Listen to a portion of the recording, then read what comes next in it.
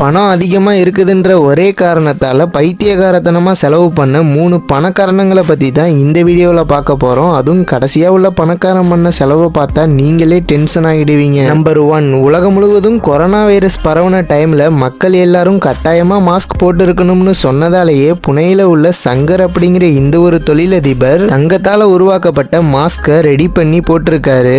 Number 2, ரயாம் Williams அப்படிங்கிறவர் தான் ஒரு பணக்காரன்னு உலகத்துக்கு காமிக்கிறதுக்காக அவரோட வீட்டில் உள்ள பாத்ரூம் முழுக்க தங்கத்தால் டிசைன் பண்ணியிருக்காரு.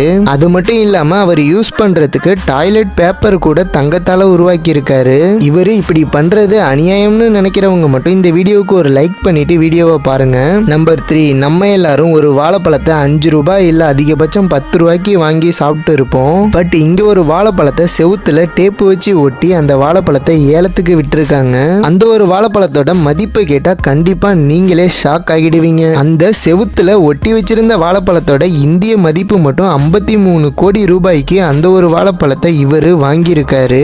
இவங்க எல்லாரும் இந்த மாதிரி அனாவசியமா காசை செலவு பண்றதுக்கு பதிலாக ஏழை எளிய மக்களுக்கு உணவு உடை இப்படின்னு ஏதாவது வாங்கி கொடுத்துருக்கலாம்னு நினைக்கிறவங்க மட்டும் நம்ம சேனலை சப்ஸ்கிரைப் பண்ணிட்டு உங்களுடைய கருத்துக்களை கமெண்ட்ல சொல்லுங்க.